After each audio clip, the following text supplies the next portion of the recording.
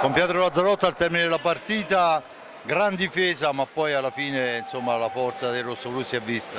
Sì, noi abbiamo cercato di interpretare la partita un po', soprattutto in difesa, perché sapevamo che lì dovevamo resistere perché giocavamo contro una squadra che in attacco ma anche in difesa ha delle qualità molto importanti e quindi noi oggi dovevamo resistere il più possibile e secondo me l'abbiamo fatto anche bene. Davanti poi abbiamo cercato di essere un po' pericolosi, però poi alla fine la qualità del Forte è venuta fuori e il risultato è questo, insomma.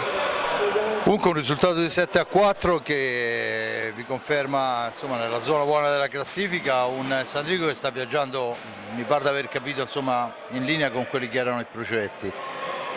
Forse una interpretazione della gara un po' corta, nel senso che quella gran difesa che avete fatto non vi ha consentito lo slancio poi per attaccare come ho visto in altre gare.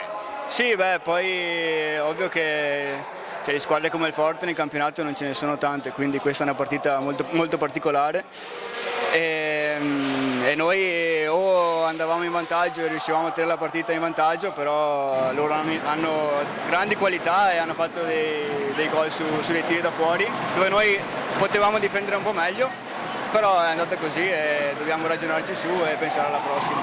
Abbiamo visto nel finale, questa però è un'indiscrezione, ti chiedo se ce la puoi dire, l'uscita del portiere è stato un cambio per premiare il giovane Cocco oppure in quello scontro ha riportato dei problemi?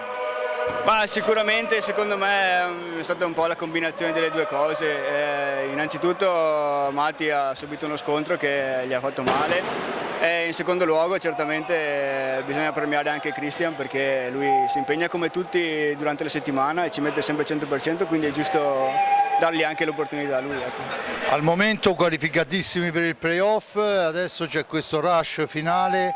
Vi hanno fatto qualcosa di nuovo, preparazioni, cariche o ancora è presto? Adesso arriva il momento bello della stagione, no? Dove si decide un po' tutto, dove tutti i nodi vengono al pettine e dove se si è lavorato bene si riuscirà a fare un risultato importante. Noi stiamo lavorando sempre con metodo tutta la settimana e speriamo che i risultati vengano fuori. Ecco. Bene, io ti ringrazio Pietro, alla prossima. Alla prossima.